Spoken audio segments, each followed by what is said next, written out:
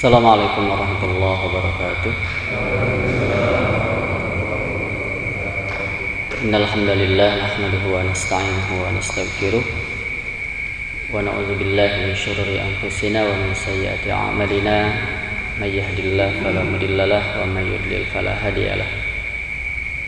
Asyhadu an la ilaha illallah wahdahu la syarika lahu wa asyhadu anna Muhammadan abduhu wa rasuluh. Allahumma salli wa sallim wa barik ala Muhammad wa ala alihi wa sahbihi wa man tabi'ahu ila yaumil qiyamah, amma ba'd. Ya ayyuhalladzina amanu ittaqullaha haqqa tuqatih wa la tamutunna illa wa antum muslimun. Ya ayyuhalladzina amanu ittaqullaha wa qulu qawlan sadida yuslih lakum a'malakum wa yaghfir lakum dzunubakum wa may yuti'illaha wa rasulahu faqad faza fawzan 'azima. Bapak sekalian, hafizakumullah, segala puji milik Allah. Kita memujinya atas limpahan nikmat yang kita rasakan. Alhamdulillah, nikmat iman, nikmat Islam, nikmat sehat walafiat Allah berikan kepada kita, termasuk nikmat bisa berkumpul di masjid ini setelah kita sama-sama melaksanakan sholat subuh berjamaah. Semoga nikmat-nikmat ini menghantarkan kita semakin bertambahnya keimanan, semakin bertambahnya amal-amal saleh kita. Salawat dan salam senantiasa dilimpahkan pada panutan kita Rasulullah Muhammad sallallahu alaihi wasallam, pada segenap keluarganya, para sahabatnya, dan seluruh umatnya sampai akhir zaman. Baik Bapak sekalian, hafizakumullah, kumaha daramang Pak? Ya, suaranya jelas atau alep-alepan? Halo? Suaranya jelas Pak? Tanah pas alep-alepan? Ayat gitu ya.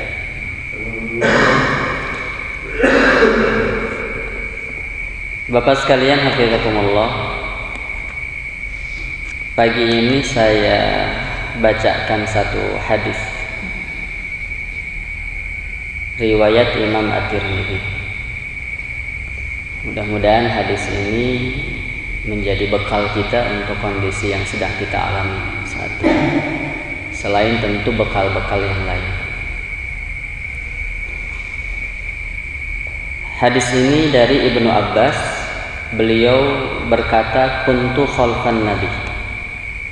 Aku berada di belakang Nabi yauman pada satu hari. Ada kemungkinan di belakang Nabi itu beliau dibonceng sama Nabi, atau beliau berjalan di belakang Nabi. Ibnu Abbas menceritakan demikian. Faqala li, Rasulullah bersabda kepadaku, ya gulam, inni u'allimuka kalimati. Wahai ananda, gulam itu anak ketika sudah faham, mengerti sampai usia baligh, itu gulam. Dan saat itu Ibnu Abbas usianya ada riwayat 9 tahun, ada juga riwayat 10 tahun. Jadi usianya sangat muda. Sabaraha kalian Bapak kira-kira? Halo Pak? Ya, usia beliau sangat muda. Tapi subhanallah, Rasulullah memberikan perhatian yang luar biasa. Ya gulam, ada sentuhan, ada pengkondisian, sehingga dia ada kesiapan untuk mendengarkan apa yang disampaikan oleh Rasulullah Sallallahu Alaihi Wasallam. Memang bagusnya begitu. Jadi sebelum menasihati, mengkondisikan terlebih dahulu. Ada sentuhan. Ya gulam, inni u'allimuka kalimatin. Aku akan mengajari engkau beberapa kalimat. Aku akan mengajari engkau beberapa kalimat. Rasulullah Sallallahu Alaihi Wasallam bersabda, ihfadillah yahfadka, ihfadillah tajidhu tujahaka. Ihfadillah, jagalah Allah. Yahfadka, niscaya Allah menjaga engkau. Ihfadillah, jagalah Allah, tajidhu, kau dapati Allah tujahaka, di hadapan engkau. Jaga Allah, Allah menjaga engkau. Jaga Allah, kau dapati Allah ada di hadapan engkau. Idza sa'alta fas'alillah, kalau engkau minta, fas'alillah, mintalah kepada Allah. Idza sta'anta, jika engkau minta pertolongan, fasta'in billah, mintalah pertolongan kepada Allah. Wa'lam, ketahuilah, annal ummata law ijtama'at ala an yanfa'uka bi syai' lam yanfa'uka illa bi syai'in qad katabahu Allah ta'ala laka. Ketahui, seandainya umat berkumpul ala ayang fa'uk, mereka memberi manfaat bisyai'in, dengan sesuatu kepadamu. Ayang fa'uka, mereka ingin memberi manfaat kepadamu, bisyai'in, dengan sesuatu. Kata Rasulullah, lam yang fa'uk, mereka tidak akan bisa memberi manfaat kepada engkau. Illa bisyai'in qad katabahullahu laka, kecuali dengan sesuatu yang Allah sudah tuliskan untuk kamu. Wa in istama'u ala ayyadurruk, jika mereka berkumpul untuk memberi madarat kepada engkau, bisyai'in, dengan sesuatu, lam yadurruk, mereka tidak akan bisa memberi madarat kepada engkau, illa bisyai'in qad katabahullahu alaika, kecuali yang sudah Allah tuliskan atas engkau. Rufi'atil aqlam, kolam-kolam sudah diangkat, wajaffatis suhuf, dan lembaran-lembaran sudah kering.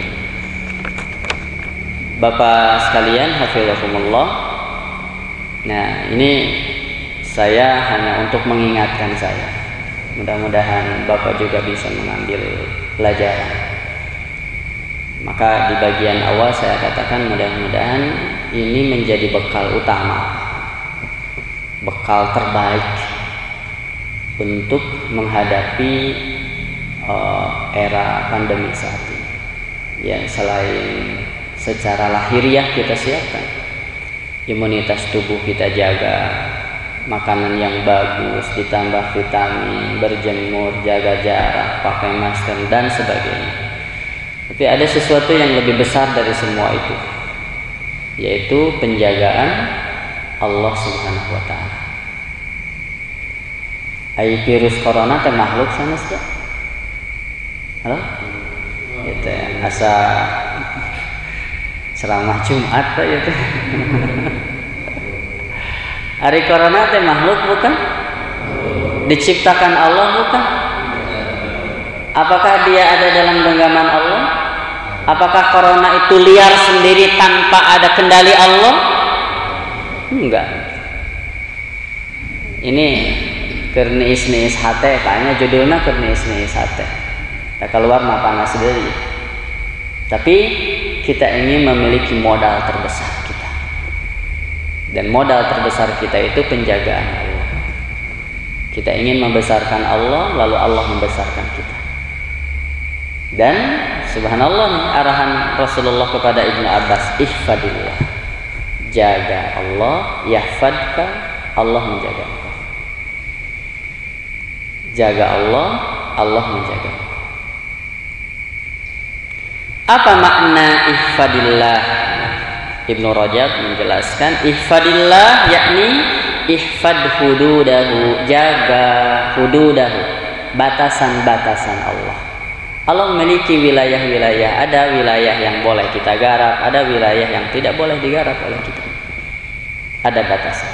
Batasan-batasan Allah jangan kau langgar, sehingga akhirnya kita terjerumus ke dalam hal-hal yang diharamkan oleh Allah. Jaga batasan-batasan Allah. Ihfad huquqahu, jaga hak-hak Allah. Ada hak Allah yang menjadi kewajiban kita. Apa hak Allah? Tauhidkan Allah. Allah tusyriku bihi syai'a. Jangan sampai kita menyekutukan Allah. Hak Allah untuk ditauhidkan. La ilaha illallah. Punten Bapak, sagoreng-goreng nage amal urangnya nu hiji ieu mah tong coplok gitu. Ya, karena ketika kita tidak melaksanakan hak Allah ini termasuk dosa yang paling besar dan dosa yang tidak akan diampuni oleh Allah Subhanahu wa taala.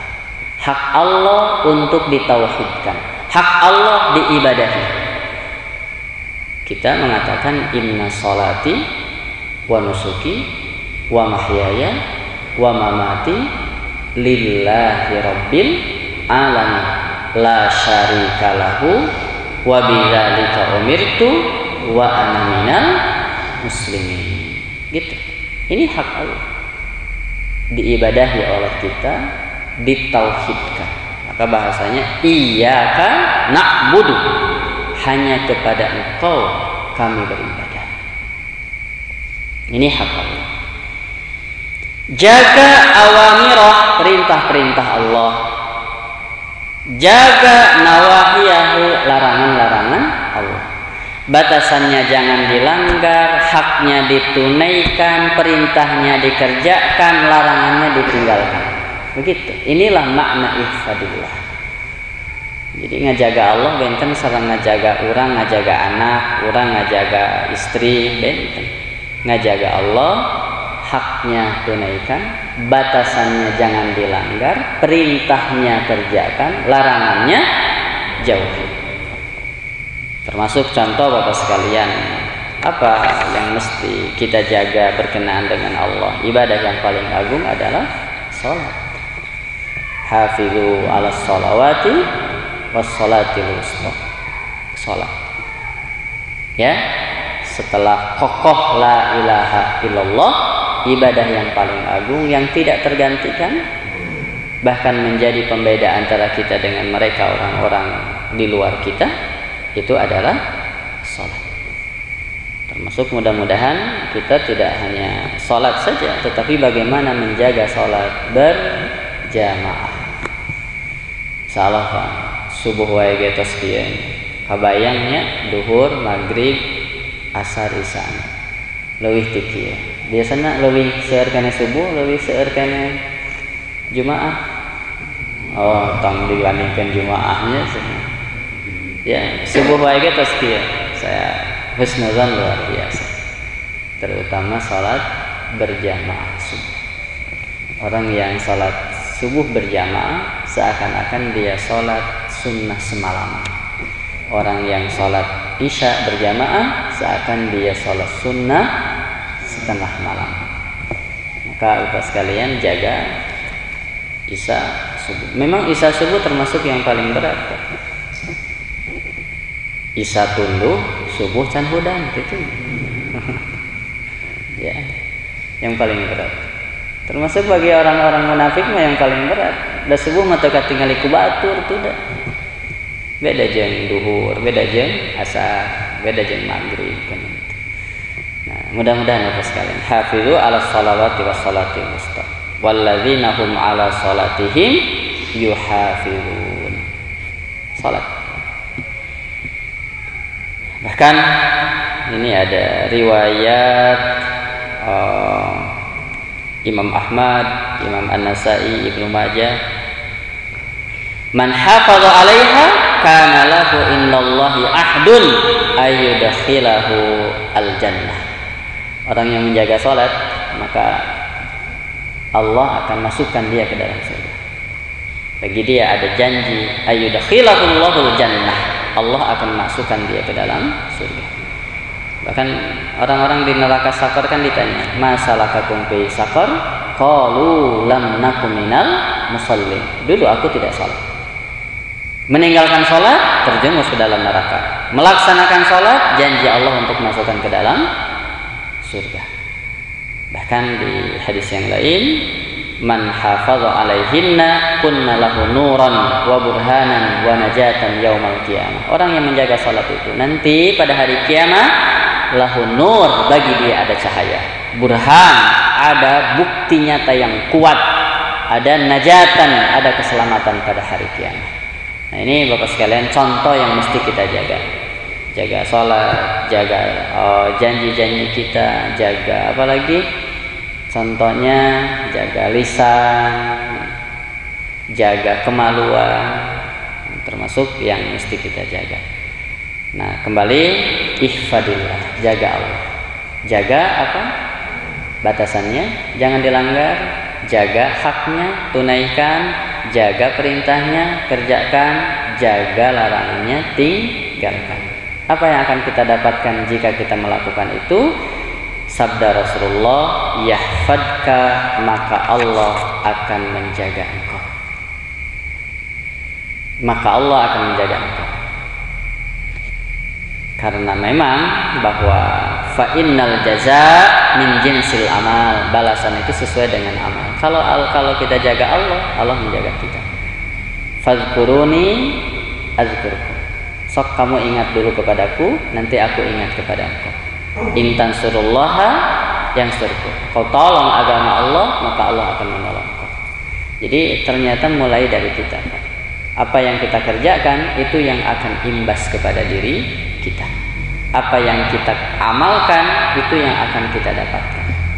Balasan itu sesuai dengan amal-amal kita. Ya. Bahkan contohnya di surah Al-Baqarah, wa aufu bi ahdi ufi bi ahdikum. Sok penuhi janji-janji kalian kepadaku, kata Allah, maka aku akan memenuhi janjiku kepada kalian. Jadi Pak, di mana heula urang teh nungguan ti Allah heula atau urang digawe heula? Halo? Tuh geus disadurga ieu teh. Kumaha Pak? Urang digawe heula baru dapat upah atau kemudian orang hayang dibere heula gitu. Baru orang janji. Enggak. Bahasanya aufu bi ahdi. Fadhkuru intan suru. Nah, mulai dari diri kita. Ya. Jeng Bapak sekalian hafizakumullah, tong mikiran bagian Allah, lamun percaya ke Allah. Bapak pikiran bagian urang. Tong mikiran janji Allah, lamun Bapak percaya ke Allah. Innallaha la yukhliful mi'ad. Tong mikiran bagian Allah. Bagian Allah naon? Bagian Allah contoh lamun doa. Tugas orang naon? Doa sing bener. Tong mikiran ijabah, da ijabah bagian Allah. Ud'uni. Itu kan sok berdoa. Penuhi syarat-syaratnya. Baguskan akhlak ketika berdoanya. Jauhkan hal-hal yang bisa menghalangi doa kita dengan Allah. Itu aja tugas orang. Tong mikiran engke Allah irahanya ngaijabahna, enggak usah. Itu bagian Allah. Lamun Bapak percaya ke Allah. Ya, ud'uni astajib lakum. Gitu ya. Makanya aya nama naon bagian orang mengingat Allah. Kayak kumaha Allah ingat ke orang? Urusan Allah. Naon bagian orang ngajaga Allah. Kayak kumaha Allah ke orang? Urusan Allah. Tapi sudah jelas. Allah tidak akan ingkar janjinya. Allah akan membalas sesuai dengan amal-amal kita. Bahkan Bapak tadi kita baca di antara nama Allah Asy-Syakur. Allah itu Asy-Syakur. Allah itu maha membalas perbuatan hamba yang sekecil-kecilnya dengan balasan yang luar biasa besar. Itu Asy-Syakur. Ya, Asy-Syakur itu Allah membalas perbuatan kecil kita bukan setimpal sebetulnya, tetapi melebihi. Satu kebaikan minimal dibalas berapa? 10. Itu Asy-Syakur. Ya, orang melakukan hal sepele, Allah mah ngasih sesuatu yang luar biasa besar. Ya. Baik. Yahfadka. Wa hifdzullah li 'abdihi yadkhulu fihi naw'ani. Ini bagaimana penjagaan Allah kepada hambanya? Ada dua hal. Satu, hifdzuhu lahu fi masalihid dunyahu. Allah akan menjaga dia fi masalihid dunyahu dalam kemaslahatan dunianya. Jadi Allah lamun urang ngajaga Allah teh ngajaga bukan engke di alam kubur, bukan engke di akhirat, tapi sejak kita hari ini.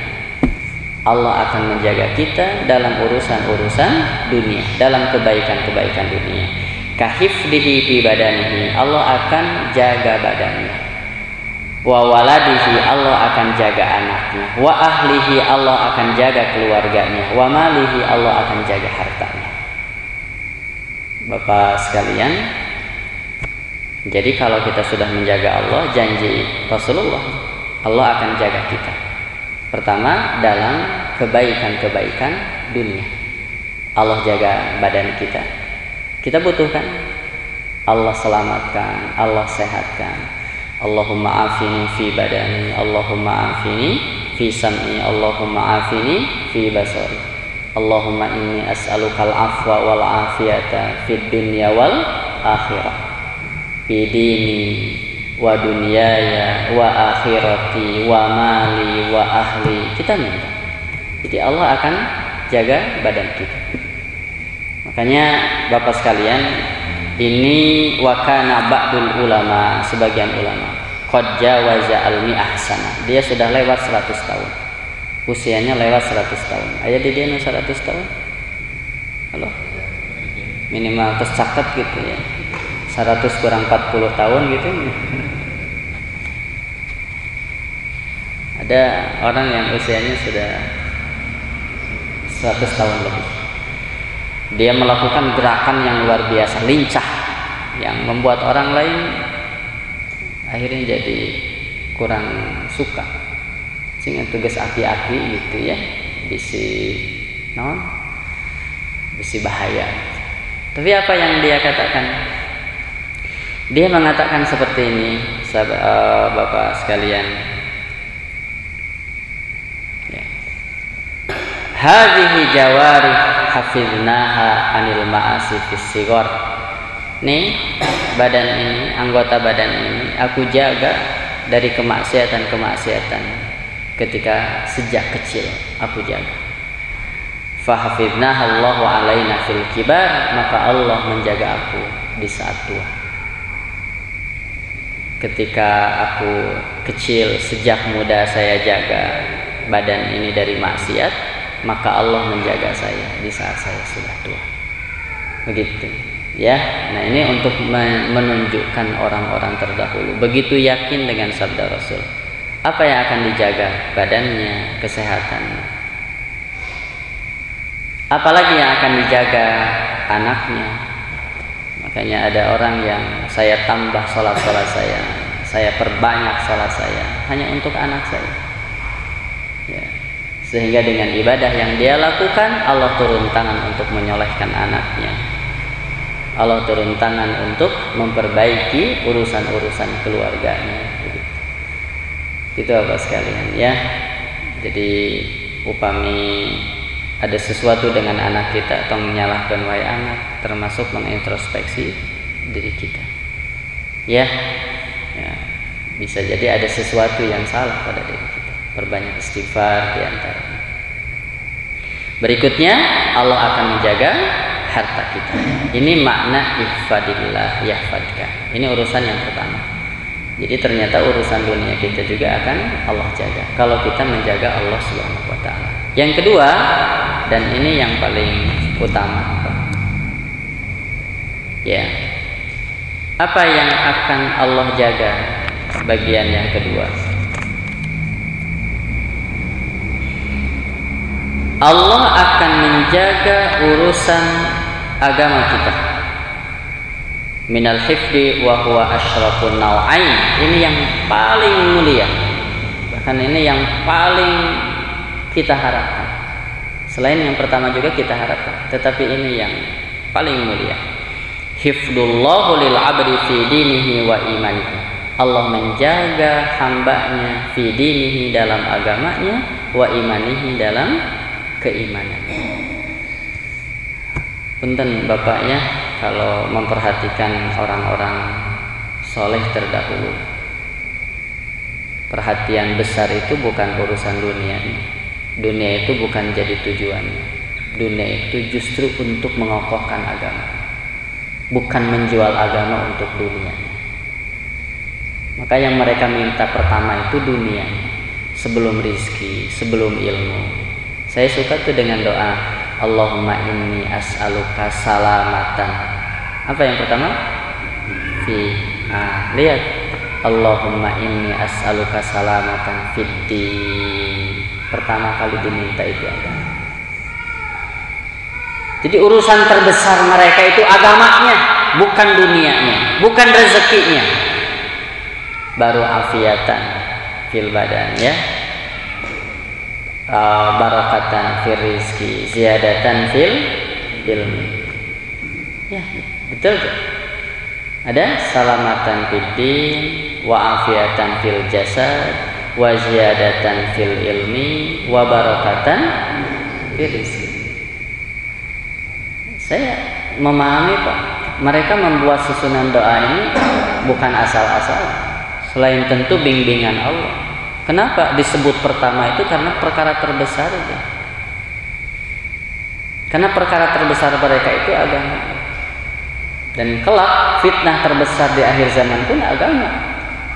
Bapak coba surah Al-Kahfi ya, yang biasa dibaca di malam Jumat. Itu kan ada 4 fitnah luar biasa. Dan pertama kali Allah sebutkan itu kisah Ashabul Kahfi, fitnah agama. Lalu ada pemilik 2 kebun, fitnah harta. Lalu ada Nabi Musa, Nabi Khidir, fitnah ilmu. Lalu ada Dzulqarnain, fitnah kekuasaan. 4 tuh fitnah besar. Dan yang pertama kali dikisahkan di surah Al-Kahfi itu adalah Ashabul Kahfi, fitnah agama. Maka dibacalah ya, minimal 1 sampai 10 atau dari 100 sampai 110. Allah akan jaga kita dari fitnah Dajjal. Fitnah Dajjal itu ya ngegerus agama. Apalagi di antara ciri akhir zaman itu orang begitu mudahnya copotnya agama mereka. Yusbihu mu'minan wa yumsi kafiran. Pagi masih beriman, sore harinya dia sudah kafir. Sore hari dia beriman, paginya dia sudah kafir. Yabi'u dinahu bi'aradin minad dunya. Dia jual agamanya untuk kekayaan dunia. Jadi kalau dulu mereka mencari dunia untuk menegakkan agama, mengokohkan iman, nah di akhir zaman ada orang yang menjual agama dan keimannya untuk mendapatkan dunia. Lain diurang lain Pak ya. Jauh eta mah dina sinetron. Halo? Mungkin aya nu kitu? Baheula neangan dunia, sibuk neangan dunia teh untuk bisa kokoh agama. Justru orang di akhir zaman ada orang yang menjual agama untuk mendapatkan dunia, untuk mendapatkan kedudukan, untuk mendapatkan jabatan, untuk mendapatkan kekayaan. Ya bi'udinahu bi'aradin minad dunya. Nah, Bapak sekalian, jika kita menjaga Allah, maka Allah akan menjaga agama kita. Fayahfaduhu bi hayatihi minasyubuhat al-mudillah. Allah akan menjaga dalam hidupnya minasyubuhat, dari syubhat-syubhat yang menyesatkan. Penyakit syubhat itu luar biasa. Yang salah kelihatannya jadi benar, yang baik kelihatannya jadi jelek, yang jelek kelihatannya jadi baik, yang datang dari sunnah malah dianggap bid'ah, yang bid'ah malah dianggap sunnah. Ini syubhat, dan ini perkara besar karena bisa menggerus dan menjauhkan umat dari agama. Maka kalau kita menjaga Allah, Allah akan jaga kita dari syubhat yang menyesatkan. Allah akan jaga kita dari syahwat al-muharramah yang diharamkan. Duanya penyakit orang teh, penyakit syubhat, penyakit syahwat. Penyakit syubhat, penyakit syahwat. Kalau kita menjaga Allah, Allah akan jaga. Dan punten Bapak, berat lamun orang ngurus diri sorangan tanpa ada campur tangan Allah. Kita baca Allahumma arinal haqqa haqqa warzuqna tiba'an, arinal batila batila warzuqna tinabah. Tanpa bimbingan Allah, niscaya nih telinga bisa digiring oleh opini, nih mata bisa tertipu dengan senyuman, padahal di balik itu ada kejahatan. Nih akal bisa disesatkan dengan logika-logika yang salah, sehingga kita mengikuti logika mereka. Gitu. Ya, makanya butuh kepada Allah teh gitu. Saya mah da pinter loba. Apakah ketika sudah hafal Quran dijamin tidak akan tersesat? Bukankah ada orang yang hafal Quran lalu dia menikah dengan orang di luar Islam, habis hafalannya tinggal 1 ayat kan udah tanpa campur tangan Allah. Maka Rabbana la tuzigh qulubana ba'da id hadaitana wa hab lana min ladunka rahmah innaka antal wahhab. Nih, wa yahfadhu alaihi dinahu inda mautih, termasuk Allah akan menjaga agamanya inda mautihi, di saat sakaratul maut. Mukmin yang hebat, mukmin juara itu bukan hari ini bisa ke masjid. Hati-hati, jangan tertipu dengan amal kita. Allah mah gampang nyabut orang soleh jadi salah. Allah gampang nyabut orang yang giat jadi malas.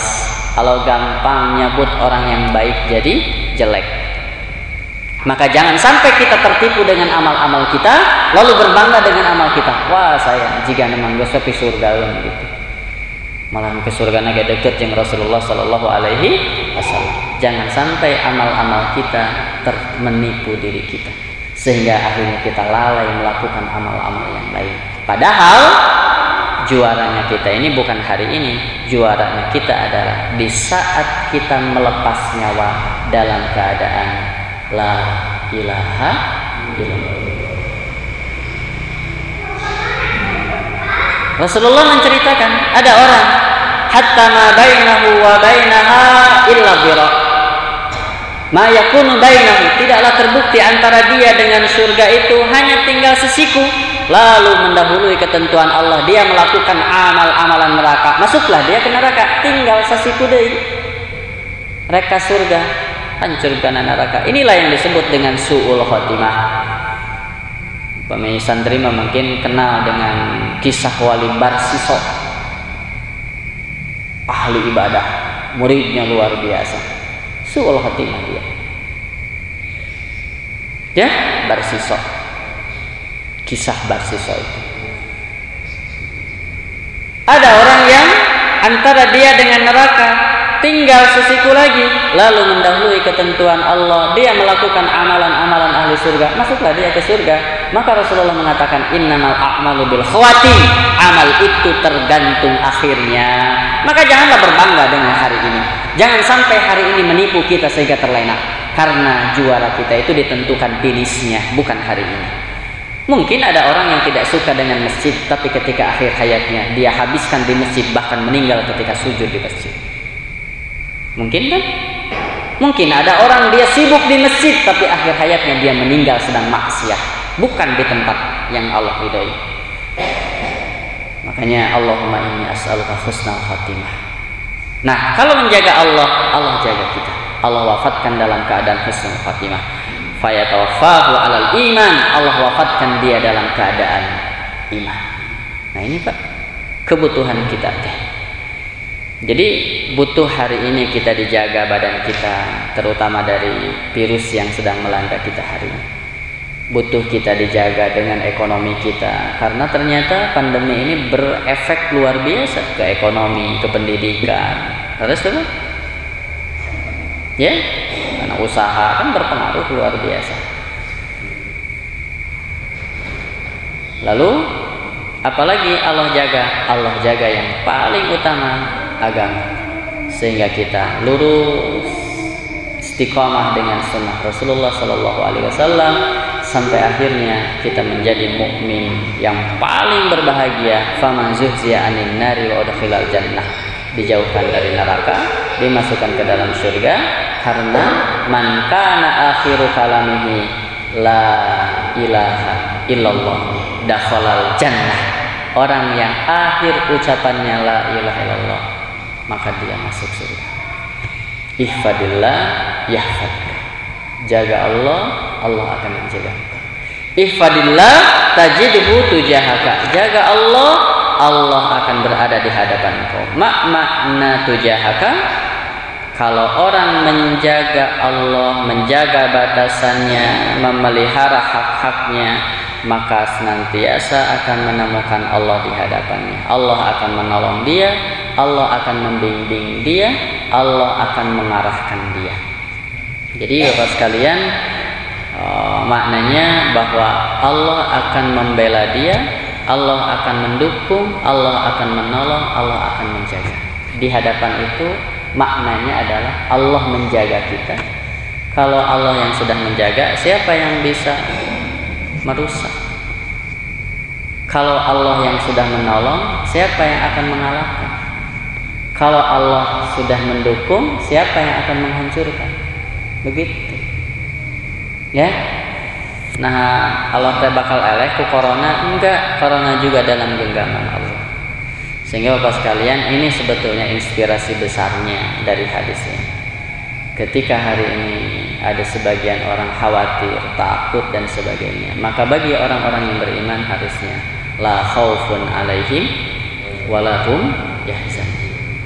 Titipa nyepelekan ulah, menyepelekan jangan, khawatir berlebihan nggak boleh, karena khawatir juga akhirnya bisa nurunkan imun kita juga.